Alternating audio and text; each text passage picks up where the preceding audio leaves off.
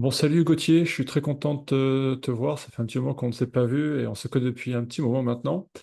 Est-ce que tu peux te présenter, s'il te plaît, me parler un petit peu de ton parcours? Bonjour Boris. Donc moi c'est Gauthier Grumier, je suis né en 1984. Mon parcours, en fait j'ai été athlète auparavant. Donc j'ai participé à deux Jeux Olympiques, ceux de Londres en 2012 et ceux de Rio en 2016.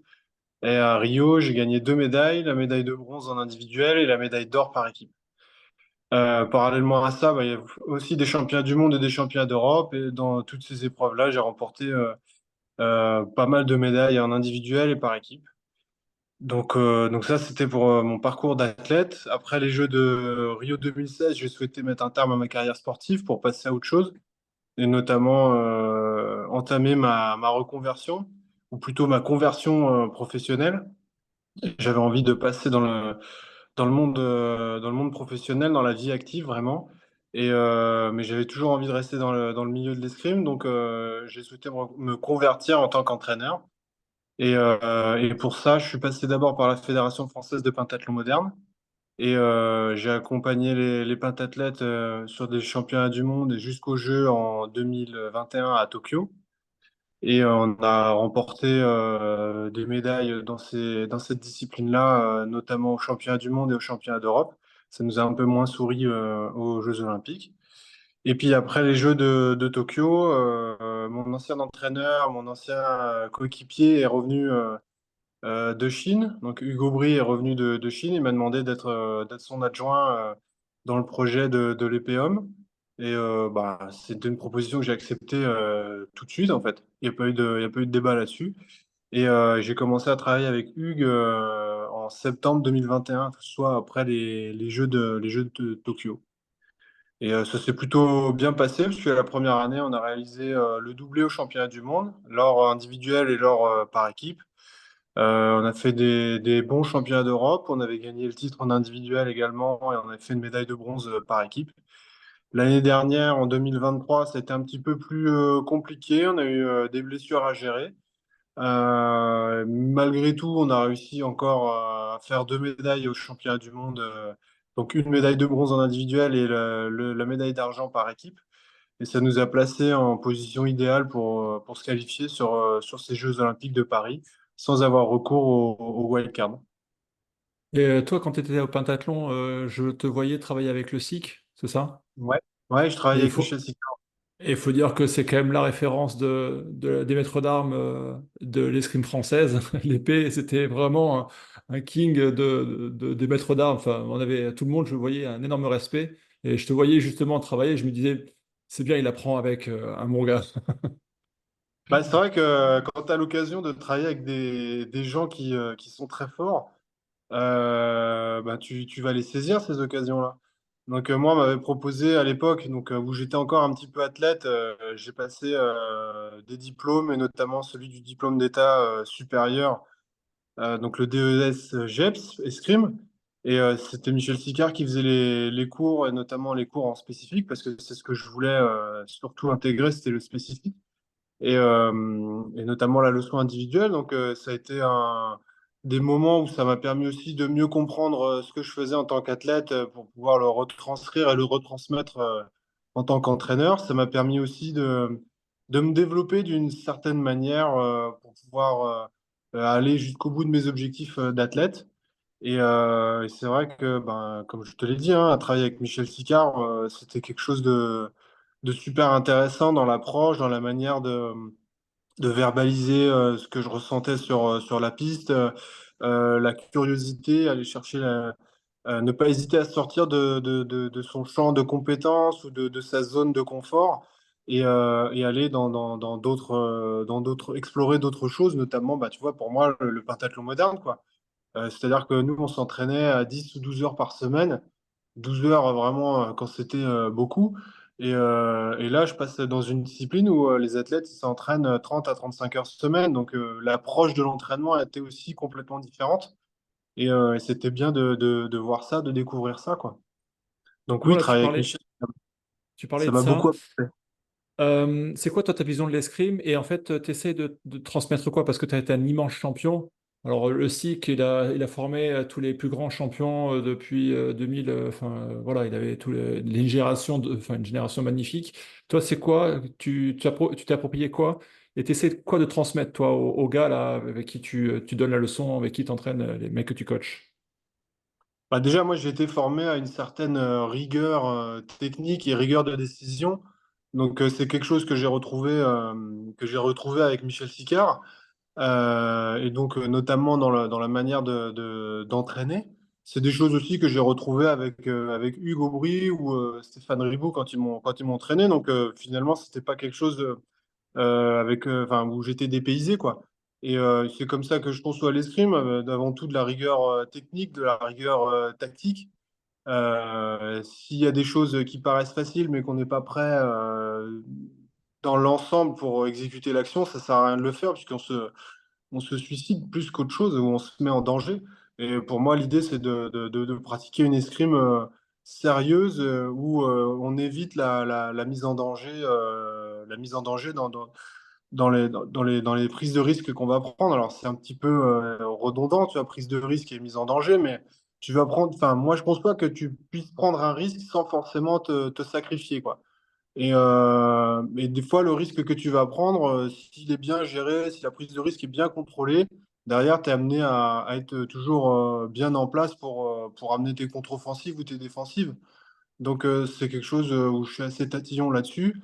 Et voilà, c'est des choses que j'ai appris aussi avec Michel, que j'ai pu expérimenter avec Hugues et avec d'autres, quoi. Donc, c'est ça, la part importante de ce que je travaille avec mes athlètes, c'est surtout ça, la rigueur. La simplicité aussi des actions, c'est-à-dire que si tu peux mettre un coup droit, ben mets un coup droit. C'est l'action la plus facile, mais c'est l'action la plus dure à rentrer à haut niveau. Donc, et des fois, quand on a des athlètes qui commencent à plus savoir ce qu'ils font, c'est parce ils en font des caisses, quoi. Ils veulent compliquer, alors que le plus simple, ça reste encore le plus facile enfin, le plus facile, Ouais. la meilleure chose à mettre en œuvre. C'est vrai que Donc, toi, là-dessus, t'es un athlète, moi je te voyais tirer, tu étais quand même très complet dans ton jeu. Tu pouvais aller chercher, tu pouvais attendre, tu pouvais être très fort en défense. Et je pense que là-dessus, c'est ce que tu apportes aussi aux gars, ce côté un peu oui, d'être complet, d'être. ouais, c'est ça. Moi, j'aime bien être sur tous les champs, mais maîtriser un petit peu deux, trois choses dans tous les champs. Ça veut pas dire que, enfin, j'étais pas forcément un grand attaquant. Néanmoins, si j'étais dans des matchs où il fallait que j'attaque, bah, il fallait que j'ai un, deux ou trois coups capables de toucher à tous les coups, ce qui me permettait après de naviguer dans les différentes intentions stratégiques. Donc c'est ça aussi que j'essaie de transmettre à la leçon individuelle avec les athlètes. Tu peux avoir un coup de préparation, un coup, on va dire, un petit peu loin sur des distances avancées, ce qui peut permettre de faire réagir tes athlètes, les adversaires, pardon. Et puis après, c'est exploiter les fautes des adversaires. Et puis après, ça va être capable d'attaquer de loin, être capable d'attaquer de près et le tout en mouvement. Donc voilà, c'est cette capacité à être sur beaucoup de champs pour noyer les pistes mais tout en restant simple dans la réalisation et rigoureux dans la mise en place des actions. Là, on a quelques jours des Jeux. Toi, vous avez un stage là le stage terminal qui s'entame demain et la semaine prochaine, avant de vraiment atteindre le dernier cap là, qui sera l'entrée dans le village et le début des Jeux du coup. Comment toi tu l'abordes? C'est quoi ta mise en place? Le gros a été fait. Toi, t'es comment là-dessus là? Bah, là, on est dans la dernière ligne droite, c'est-à-dire qu'il faut éviter les blessures et les petits pépins. Donc, c'est faire en sorte que l'athlète il arrive toujours frais à l'entraînement pour pouvoir se donner et puis qu'il puisse récupérer beaucoup pour pouvoir remettre la même chose le lendemain. Donc, l'idée, c'est que moi, ce que j'ai envie, c'est que mes athlètes arrivent, c'est ça, pas avec en me disant ouais, là je suis fatigué ou non, il faut qu'ils aient envie d'être sur la piste, il faut qu'ils soient bien physiquement et donc ça va passer par des séances, on va dire quotidiennes. On est sur un rythme quotidien. Après, je vais varier les temps de récup si je fais après-midi matin ou après-midi ou matin, tu sais, dans l'enchaînement des jours. Mais j'ai un contenu d'entraînement par jour, on va dire, dans le spécifique. Et après, ça va être du travail physique pour jouer sur la mobilité, sur la récupération, des assouplissements aussi. Donc, c'est toujours l'objectif, c'est ça, c'est de récupérer entre les séances pour pouvoir envoyer du bois pendant les séances. Tu es le seul interlocuteur, parce que je sais que l'épée a eu à traverser enfin, des complications. Est-ce que là, sur ce stage-là, tu es le seul interlocuteur ou il va y avoir des paramètres qui vont venir, des maîtres d'armes qui vont venir, avec qui tu vas échanger peut-être, avec qui tu vas discuter? Écoute, j'ai pas d'échange avec d'autres entraîneurs pour la. Enfin, ça, c'est comme ça parce que ça se Ouais, présente ouais, non, comme ça, non. on va dire. Ok. Après, te dire là actuellement, je suis honnête avec toi, on a laissé deux athlètes faire comme ils l'entendaient. Les deux autres athlètes, ils sont avec moi depuis l'annonce des sélections. Donc, ceux-là, je les ai au quotidien depuis l'annonce des sélections. Et je travaille en étroite collaboration avec eux.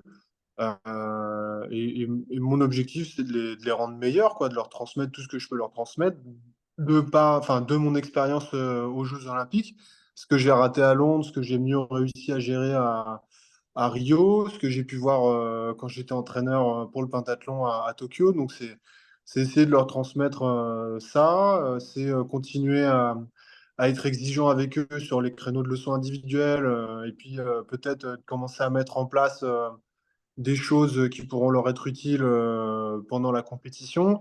Et puis après, c'est eux qui doivent faire le boulot pendant les séances Ouais, d'assaut. ouais, J'ai aussi à gérer éventuellement les petits pépins physiques. Donc, on est dans l'adaptation ouais, ouais. au quotidien, quoi. On adapte, on J'ai fait vu, attention à ce qui se passe. je connaissais pas trop Luigi, je l'ai jamais vu et j'étais assez impressionné en fait par ses qualités. Et je trouvais que le quatrième, là, notre Paul, remplaçant, ouais, Paul, est solide. Il a fait des très beaux matchs. Il a été solide sur ses matchs. C'est cool. Ça donne confiance parce que là, c'est vrai qu'on est à quelques jours des Jeux. Euh, Est-ce que toi, tu travailles un peu la vidéo? C'est un truc que tu alors, t'abordes la beaucoup, pas vidéo, trop? moi je suis transparent. La vidéo, on a un cadre qui nous récupère toutes les vidéos. Et malheureusement, moi, j'ai pas le temps de traiter ça vraiment de manière très pointue. Donc, je les ai avec moi. Je vais essayer il faut que je regarde un petit peu les doublettes. J'ai pas encore eu le temps de m'intéresser à ça. Les Oui, mais vous les doublettes connaissez, du tableau les des Jeux athlètes. Olympiques. Voilà, les- pour avoir un peu qui peut prendre qui et pour aller orienter, enfin, affiner ma vision des adversaires. Après, voilà, on va voir ce que ça va donner. Souvent, dans l'escrime, on ne le faisait pas auparavant. Ça commence à devenir, je n'ai pas envie de dire que c'est une mode, mais c'est vrai que c'est un plus. Ça permet d'observer certaines choses que tu n'as pas le temps de voir quand tu es sur le terrain. Néanmoins, les athlètes qu'on va rencontrer au jeu, c'est des athlètes qu'on connaît, qu'on a l'habitude de voir en compétition. Et on a quand même des bases sur les écoles d'escrime, en fait. Donc, il y a l'école française, il y a l'école italienne, l'école allemande, l'école hongroise. Et donc, tu as des billes sur ces écoles-là. Donc, tu sais que tu as des choses qu'il faut mieux éviter de faire sur ces adversaires-là. Et d'autres où tu peux y aller. Donc, ça oriente déjà un petit peu le coaching. Après, comme je te disais, on les connaît, les mecs, donc on voit un peu, on sait un petit peu comment ils abordent les matchs et comment ils tirent. Donc la vidéo, on n'a pas trop le temps enfin moi en tout cas, j'ai pas trop le temps Ouais, de mettre de me lancer dans des grosses analyses. J'aimerais hein, pouvoir le faire, mais là on n'a pas ouais. forcément ce qu'il faut en termes de cadre et d'encadrement pour pouvoir utiliser ça vraiment pleinement. Tu utilises, toi, pour toi personnellement, de la préparation mentale? Non, j'utilise pas de préparation mentale. Après, Une quand psychologue, tu vois, j'étais parce que je athlète, sais que. ouais, ouais, il y a des entraîneurs qui le font. Ça, j'en suis confiant. Il y a peut-être des moments où ça serait bon pour moi d'avoir un interlocuteur, quelqu'un à qui me parler, à qui me confier. Pour l'instant, je parle à ma femme et puis je parlais donc avant à Hugues et je lui parlais encore récemment. Donc, c'est des pairs en fait. J'ai cherché des pairs vers qui me tourner, qui pourront m'aider dans les problématiques que je rencontre. Après, je me sers aussi beaucoup de mon savoir expérientiel, ce que j'ai pu vivre, comment j'ai abordé les choses l'objectif, qu'est-ce qu'il est, enfin, quel est-il, comment faire pour atteindre cet objectif, se recentrer sur l'objectif. Donc c'est des choses qui me permettent d'avancer. Après, j'ai mes moments de blues, comme toute personne. Et là, depuis un an maintenant, je me suis acheté un vélo et je vais à l'entraînement à vélo. Donc, ça me permet pas mal tu sais, d'exorciser ce qui se passe, Ouais, de réfléchir, de le tourner 15 000 fois dans la tête. Et puis, quand tu arrives à l'entraînement, en fait, tu l'as tellement retourné, ressassé que en fait, ça sert même plus à rien de le dire. C'est comme quand tu écris un message, tu as envie d'écrire un message pour chambrer, et puis le temps de l'écrire, tu commences à réfléchir, et puis une fois que tu l'as écrit, tu commences à te relire, et tu te dis, ouais, mais non, mais je peux pas dire ça, en fait.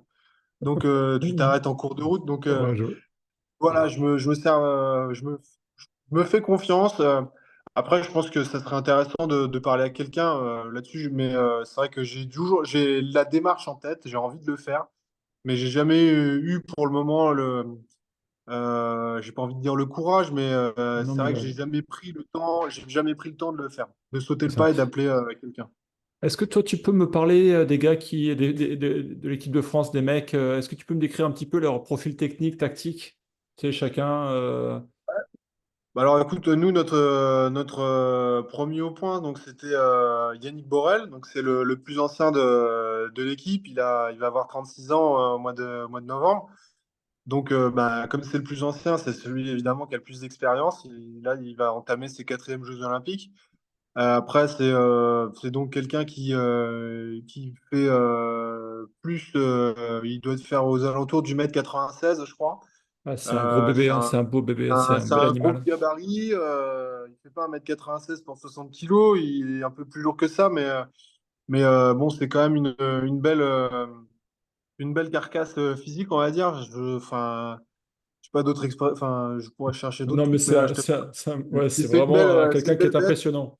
Voilà, ouais, il est grand, il est costaud, il cultive son physique encore plus depuis que j'ai arrêté, il le cultive encore plus son physique, donc c'est son outil à lui quoi de travail.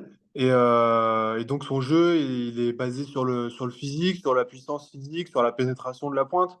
Donc c'est quelqu'un qui maîtrise bien ça et aussi par rapport à ses adversaires, par rapport à son expérience, c'est aussi la peur qu'il peut générer chez ses adversaires. Donc c'est vraiment un atout qu'il vaut mieux avoir dans son équipe que dans l'équipe d'en face.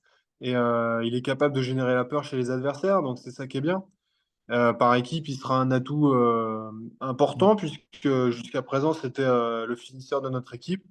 Donc voilà pour Yannick. Ensuite, le deuxième au point, donc c'était Romain Romain. Canon. Ouais. Donc lui, il est champion olympique à Tokyo en individuel. Il est champion du monde l'année d'après. Il est médaillé de bronze en individuel l'année dernière. Donc c'est l'homme de l'épreuve individuelle, c'est l'homme des grands jours, l'homme des compétitions. Des fois, il est un petit peu dans le dur durant la saison. Il a du mal à vraiment à fixer son objectif, ou du moins les objectifs intermédiaires pour aller vers l'objectif terminal. Néanmoins, quand il est là, il est capable sur une journée de renverser des montagnes. Et donc, c'est quelqu'un qui assurément, enfin, il faudra compter sur lui sur l'épreuve Oui, individuelle parce que depuis c'est un les Jeux de créatif Tokyo, en il est plus, lui. sur la pointe. C'est quelqu'un qui a un gros physique, qui a une escrime. Ben, tu sais, tout à l'heure, je te parlais de rigueur dans la simplicité et de prise de risque mesurée. Donc, lui, ben, c'est quelqu'un qui prend énormément de risques. Des fois, pas forcément mesuré, mais c'est le travail que j'ai essayé de faire avec lui. C'est-à-dire que ses prises de risque, c'était très bien, mais qu'il ait des fois un petit peu plus de sécurité dans ce registre-là pour être mieux derrière et pouvoir ensuite C'est réutiliser encore plus complet, quoi, qui ses sont encore grosses plus prises de risque. complets. Voilà, c'est essayer de l'accompagner là-dedans pour qu'il puisse continuer à progresser. Et donc son jeu, c'est vrai, lui aussi, il est basé essentiellement sur le physique. Quand il a un petit coup de moins bien, ben, il est tout de suite un peu moins performant, moins percutant. Mais il a été capable d'oser par moment oser sortir de sa filière. Et dans ces moments-là, il est redoutable parce que personne l'attend comme ça, quoi. Donc, comme tu disais, c'est un créatif, c'est quelqu'un qui est capable de se réinventer sur une épreuve importante. Donc, l'homme des championnats, comme Hugues le qualifiait, c'est ça, quoi. Sur une épreuve, sur l'épreuve d'un jour, il est capable de se transcender pour donner le meilleur de lui-même et avancer dans le tableau jusqu'à la médaille. Donc, ça Ouais, sera une vraie chance de médaille pour nous. ouais. Et après, donc, tu as Luigi Middleton, donc c'est le petit jeune de cette bande-là. Lui, il a gagné une épreuve de Coupe du Monde à Vancouver en début de saison. Il émerge, donc il a un petit peu émergé la saison dernière. Pareil, sur une première épreuve de Coupe du Monde qui n'était pas sélective, il a fait un podium. Et derrière, il est un peu retombé dans ses travers. Et là, cette saison, il a réussi à avoir un petit peu plus de régularité. Il s'est imposé à Vancouver. Il a fait un quart de finale par la suite dans la saison. Et il est arrivé au championnat d'Europe et il a mal débuté son championnat avec 3 victoires, 3 défaites dans la phase de poule. Mais en tableau, il a roulé vraiment Ouais, sur tous ses adversaires jusqu'à la finale. il m'a Où, impressionné, hein. là, ouais, ça, il a été vraiment costaud. Il a montré une certaine facilité. Et, ce qui était vraiment bien, ce que je lui avais dit, c'est que il avait réussi enfin à mettre en œuvre le petit travail, les consignes que je lui demande, notamment sur la mobilité, c'est-à-dire ne pas être tout le temps dans la distance, se servir de ses jambes pour venir comprimer la distance et la décomprimer. Pour pouvoir utiliser ses qualités athlétiques, parce que lui, physiquement, il a une fibre musculaire qui est assez élastique, il peut aller chercher des amplitudes incroyables, et puis il a, tu sais, un peu à la manière de ces basketteurs là, qui ont des doubles détentes, on aime bien Tu, dire ça, nous, dans notre tu jargon, sais, la double détente, lui, il a une capacité à générer de la vitesse ou de l'appui quand il est ça, déjà en ça me fait, déséquilibre, c'est assez impressionnant. moi, ça me fait penser en fait à trois tireurs. Alors, ces références, c'était la fluidité de l'échange de Fabrice, tu sais, ce côté très élastique et très la rigueur au niveau du bras de Jérôme, tu sais, très dans la ligne et qui va et après l'harponnage en fait de d'Ulrich. Tu vois, quand il Ouais, vient chercher, et j'étais assez impressionné parce que je l'ai vu, c'est vrai qu'il a roulé sur tout le monde, je le connaissais pas, et j'ai trouvé ça très beau à voir, il y avait cet échange, et je me suis dit, c'est cool parce qu'en plus, ce qu'il a réussi à faire, c'est le faire en individuel et de le reproduire par équipe. Et ça moi c'est cool j'avais un parce petit que, peu peur de ça, c'est vrai. Et j'avais un peu peur de l'équipe au championnat d'Europe. Je ne savais pas comment il allait digérer cette épreuve individuelle. Et finalement, il l'a plutôt très bien digéré. Il était vraiment dans une bonne semaine. Et comme tu dis, moi, on m'a dit direct dans la tribune, c'est fou ce qui peut ressembler à Jérôme Janet de temps en temps. c'est sa main là, en Et, fait, sa et garde là, comme voilà. ça là. Donc, sa manière de bouger, on ressent parfois du Jérôme dans les angles qu'il peut aller chercher. Il peut y avoir un peu de Ulrich, effectivement. Et puis après, dans le côté, alors, le côté un peu joueur ou la taille, l'occupation de l'espace sur la piste, effectivement, il peut y avoir un peu de Fabrice aussi dans son escrime. Mais c'est vrai que c'était un petit peu la surprise des Europes. Et voilà, donc l'idée, c'est lui, il va découvrir ses premiers Jeux Olympiques, Et, donc avec ce qu'il peut y avoir derrière.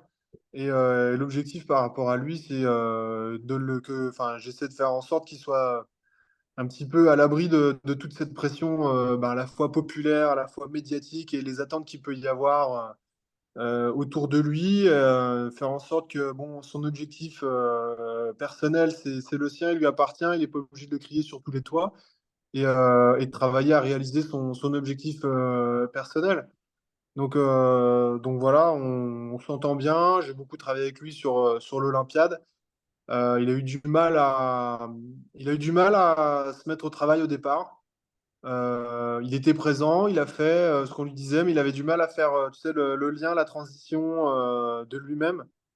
Et il a réussi à le faire à partir de la saison dernière. Et puis, comme je te disais, il est retombé un peu dans ses travers. Et là, cette saison, il fait vraiment une belle saison. Puis il va chercher un titre sur sa première épreuve, sur son premier championnat, c'est top. ouais, c'est bien. Et après, donc, tu auras le quatrième, donc le remplaçant qui peut rentrer par équipe. Là, c'est Paul Allègre. Écoute, Paul, c'est un peu la surprise du chef, c'est vrai. Lui, il est vraiment dans le rôle de l'équipier. Donc, Si on est un petit peu dans la panade et qu'il est amené à rentrer, c'est lui qui va devoir faire basculer le match.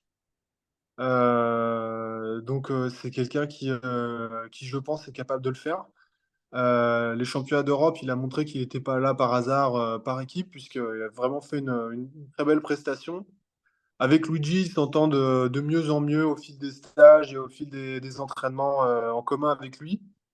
Et c'est quelqu'un qui n'était pas sur le pôle INSEP cette saison, ni depuis les 3 ans. Donc il était à l'INSEP jusqu'aux Jeux de Tokyo. Après, il a été écarté. Il est retourné s'entraîner dans son club à Levallois.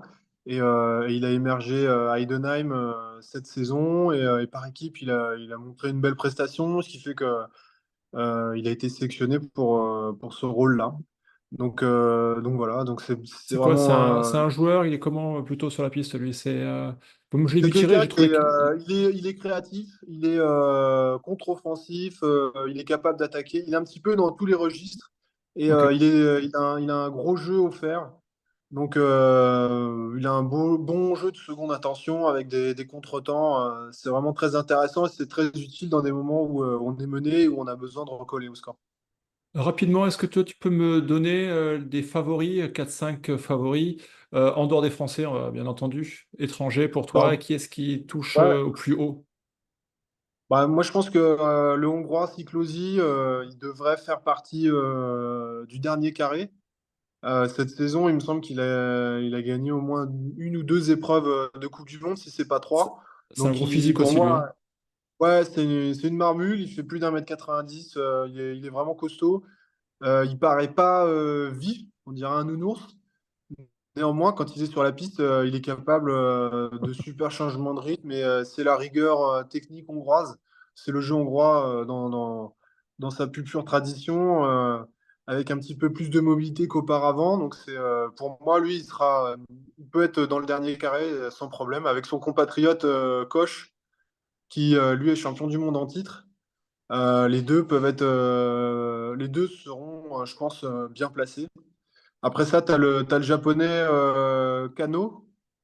Lui, pareil, il a gagné des épreuves cette année. Forcément, il sera pas loin non plus avec son collègue d'équipe Yamada. Alors Yamada, lui, c'est un petit peu plus caché cette saison. Il a gagné une épreuve à Heidenheim et puis après, on l'a plus trop vu. Et puis, il est revenu, il a refait un podium, je crois. Je ne sais plus exactement, mais en tout cas, lui, il sera présent et il a l'air d'être bien remotivé pour la perspective des Jeux. Après, qu'est-ce que tu peux voir traîner? Bah, il y aura les Italiens. Forcément, les Italiens, ça va être très costaud. Ils en ont deux vraiment très forts. Di Veroli qui fait pas une si bonne saison que ça. Mais Davide Di Veroli, moi, je pense qu'il sera présent. Il s'est bien caché toute la saison, en tout cas pour ça. Et il y a son collègue Federico Vismara aussi, ça sera présent aussi. Puis après, tu peux avoir un Kazakh qui peut créer la surprise comme Kurbanov.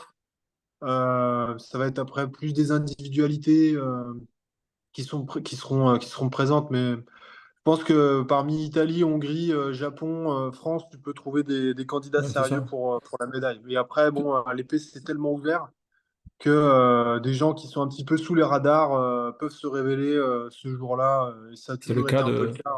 Ça a été le cas de Mais Romain il y a voilà, 3 ans, donc exactement. Il y a eu Romain, enfin, il y a plein de précédents, hein. Romain, le Coréen Park Sang-yoon quand il gagne en 2016, Ruben Limardo, même, alors non, pas Tagliariol quand il gagne en 2008, mais c'est souvent des gens qui sont un peu sous les radars, qu'on n'attend pas forcément et qui créent la surprise. par équipe, c'est pour toi, c'est qui les favoris, ceux qui sont constants et puissants? Toi, tu m'as déjà donné un petit peu L'Italie, les c'est dense. indices. L'Italie, c'est dense. La Hongrie, ça sera présent. C'est une équipe qui tire ensemble depuis très longtemps, donc ils se connaissent par cœur entre eux. Ils ont l'habitude de tirer ensemble, donc ça sera costaud. Le Japon, forcément, parce qu'ils sont champions olympiques en titre. Donc là, je t'en ai cité trois. Tu peux avoir le Kazakhstan qui peut créer la surprise. Et la République tchèque aussi. S'ils sont dans un bon jour, c'est une équipe qui est quand même difficile à manœuvrer.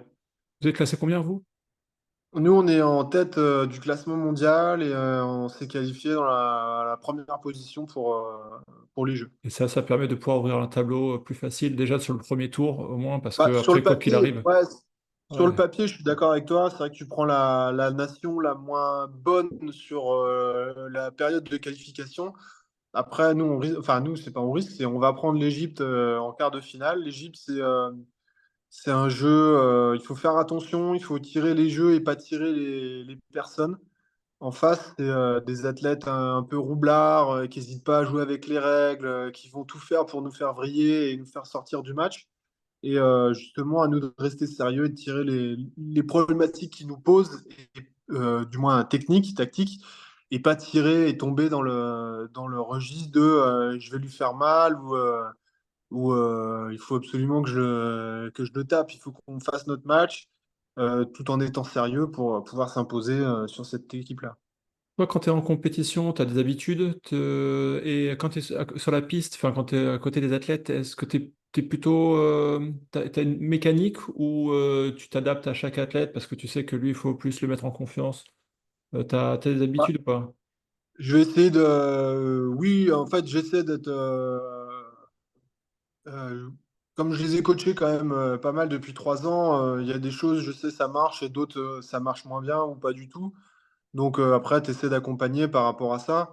Avec Romain, ça va être lui rappeler son cadre. Avec Luigi, ça va être le bouger quand je sens qu'il est en train de filer et de passer dans la facilité. Et puis Yannick, ça va être le rassurer sur son jeu. Ça va être lui demander un peu plus de rigueur dans la mise en place de ses actions.